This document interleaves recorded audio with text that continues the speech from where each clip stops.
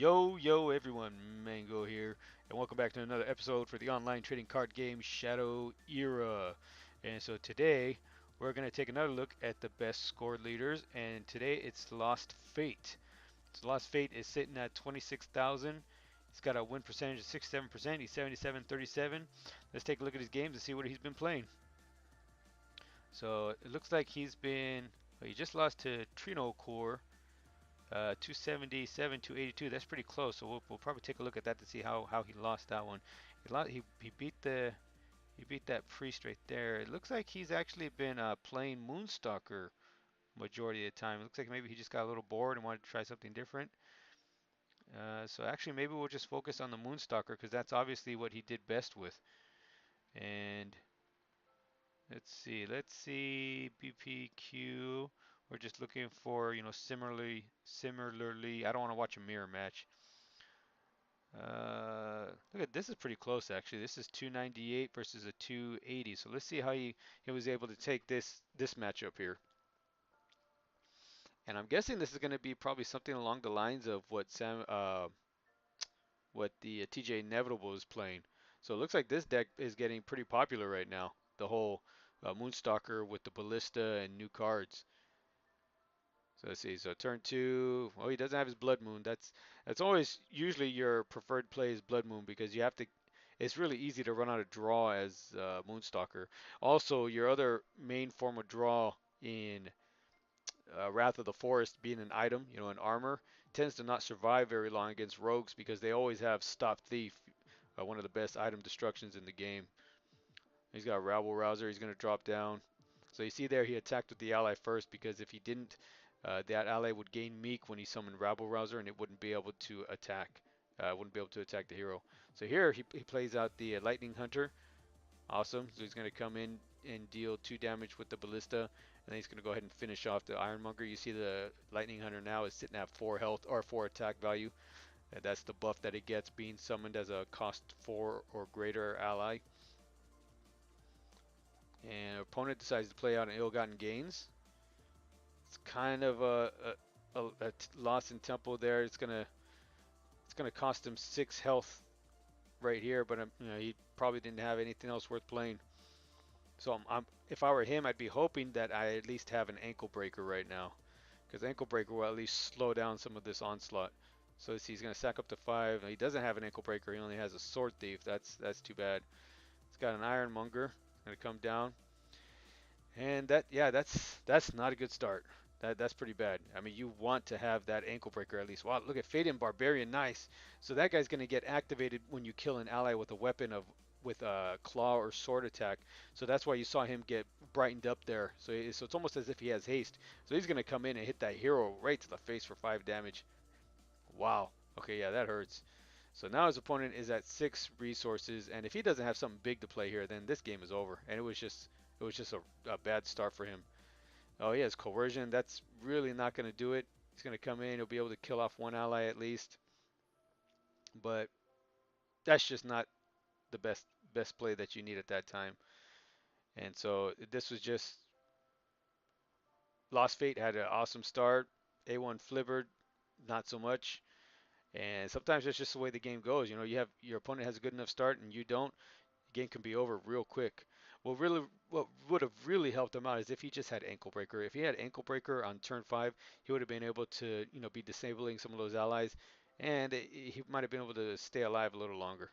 All right, Keon comes down. You see the opposing allies lose their stealth. That's what he does. They lose hidden and stealth. I think they lose hidden and stealth. Yeah, they lose both. So he was able to come in and kill one of those, but it's too late already because he's got 9 damage on the board. He plays one more. Oh, rabbit bite! No, you don't get to see that very often. So Keon took a bite out of Lance's. You know what? That's got to be something that you don't you see happening very often. Lance turning around and biting you. But there you go. That was the game. So that was actually way too quick, way too easy. Sometimes that's just the way it happens. So let's go ahead and again we'll just search up Lost Fate. Oops, hit that search. And so I'm not gonna watch this one actually because he wasn't playing his Moonstalker, which seems to be the the deck that he was playing mostly. It's 250. Man, I love Terror, but 250 is kind of low, so I don't want to see how he lost that one. Lost Fate. He beat Dido. The singer plays Shadow Era. Only time. Do do do do do. Come on, guys. That's a classic. You gotta know that. All right, so let's see how he beat Dido here. Let's see, and this Reika playmat actually looks pretty nice too. I'm not sure. I mean, she's using her ability. This dude's choking. This guy's got his guts getting blasted out. I don't know what happened to the guy in the back, but it doesn't make any sense. I mean, her ability just allows you to deal one extra damage, so I'm not sure what's going on here. The artwork is pretty cool, but I don't think it it matches with what her ability actually does. Okay, so Dido decides to play out the Krugel Trapper, which allows you to seek a trap from your deck. Lost Fate here was actually able to drop a bad Santa. Got a lot of value out of it. His opponent didn't, so it's probably the best time to do it. Oh, he's going to take some early face damage there. See there, Krugel Trapper got buffed up to 3 attack value thanks to the Alden the Brave. See, he got a full moon.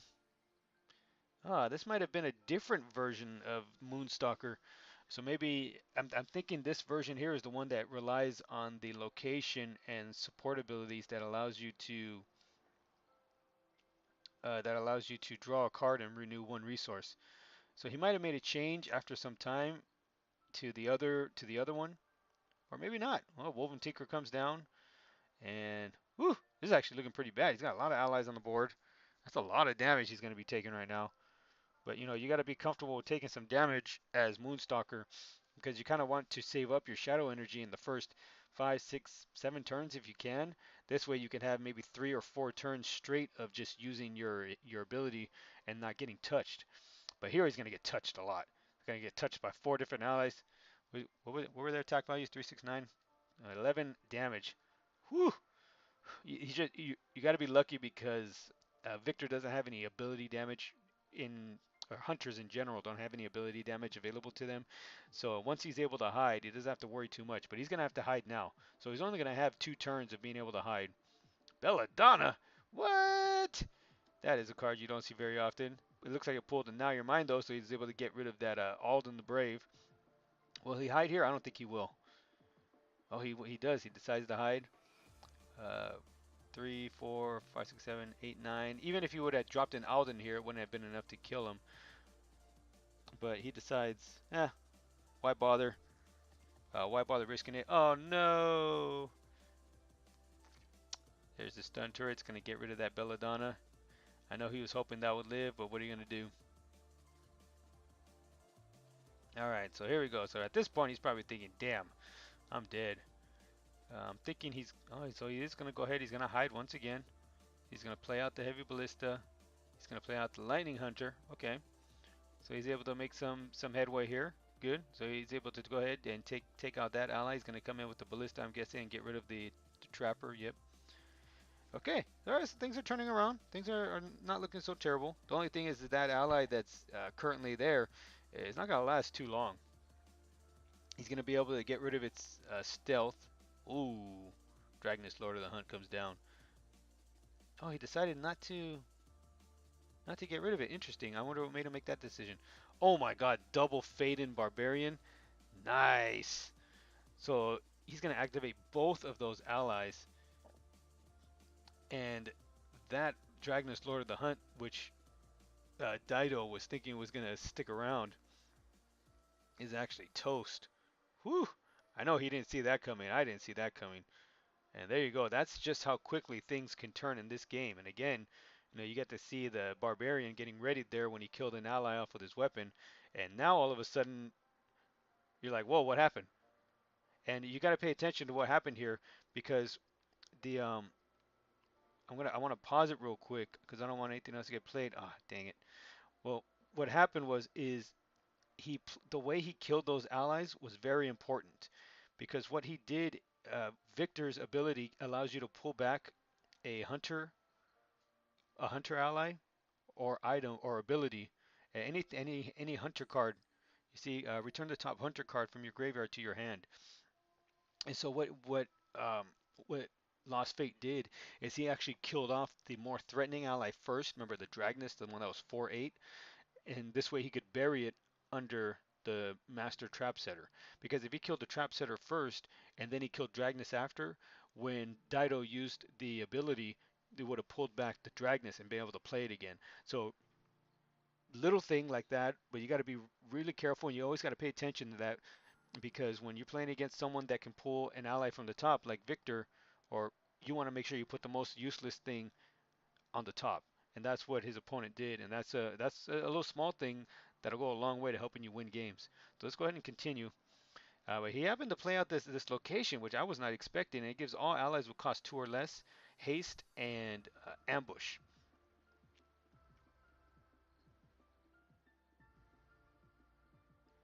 So there we go, there we go. And he's going to ping it away at the end. And now all of a sudden the board is his again. You see how quickly things can turn in this game. Just 2 turns ago it was looking like Lost Fate was behind big time, and then he was able to play out 2 of those barbarians, and boom, the game looked like it was his. And then his opponent had some draw. He had the location and some smaller allies, and boom, now it looked like it was his game. And it can go back and forth, but I think in the end here, this is still yeah. He's gonna go ahead. He's gonna get rid of that ally because he either kills that ally or it's gonna attack him, deal damage, and kill and break his weapon anyway. So he didn't really have a choice. All right, so let's see. I wonder if Dido here just plays Pathfinder's Machete, plays a trap. I think that was the what was it? That was the one that comes down and smacks you. Camouflage foe. All right, so he decides to go ahead and just take a whack out of that lightning hunter.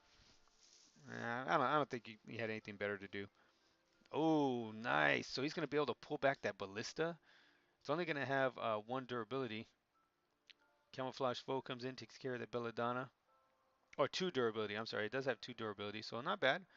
Not a bad interaction there. I like it. It's that helm is not something you see very often. So it brings back a weapon with cost 4 or less with 2 durability. So not a bad idea. Not a bad idea at all. Okay, but he's gonna come in here. He's gonna take out that lightning hunter with the machete.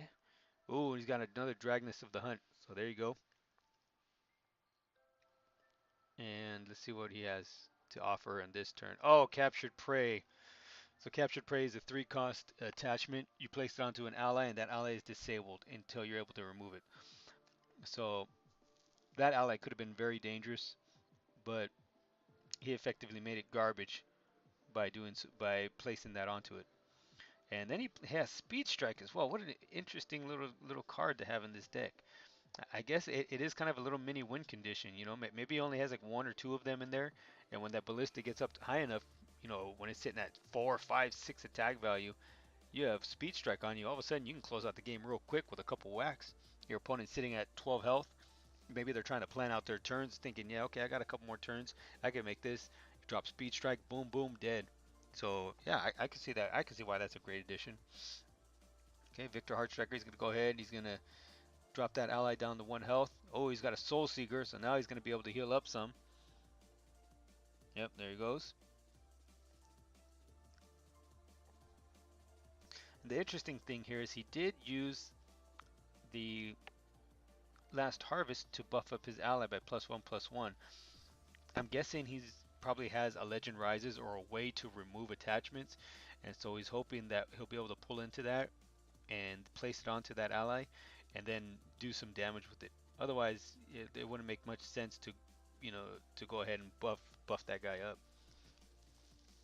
Okay, so now he's at 3 attack value. See here, he's trying to close out the game just with the weapon itself. Attack, attack. So he's gonna play down another trap card. He's gonna play Krugel Braggart, deals 1 damage, and gonna go ahead and buff up the allies he's got. So that Braggart 1/3 all of a sudden is 3/5 because it got buffed up from the Dragnus and from the last harvest. Oh, Tinker comes down, nice, but it doesn't get attacked because it has stealth. But Tinker did give an additional 2 durability, so he's gonna be able to take 2 more whacks with that weapon. And he comes in, yep, look at that. And wow, that's gonna be the game. That is the game.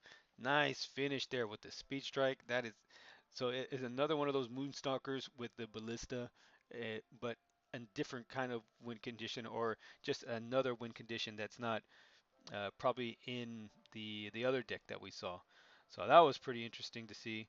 I'm already at 15 minutes here. I don't think I'm gonna want to do any more. I don't like going up to 20 minutes, and I'm worried about another video maybe, or another replay being too much. So I'm trying to think if there's anything in there I wanted to review with you guys. I don't think so. I think that was pretty much, I think that was pretty standard stuff. It was kind of a replay of the person in first place, but also had some pretty cool differences just in regards mostly I think to the speed strike. Okay. Yeah, no, I think that's it. Okay. So again, thanks guys for watching. Just do the I haven't asked you before, but do that whole subscribe, like, share crap that, all the professional people always ask you to do. And just you have any questions for me, leave them down in the comments. And I will see you guys with the next video.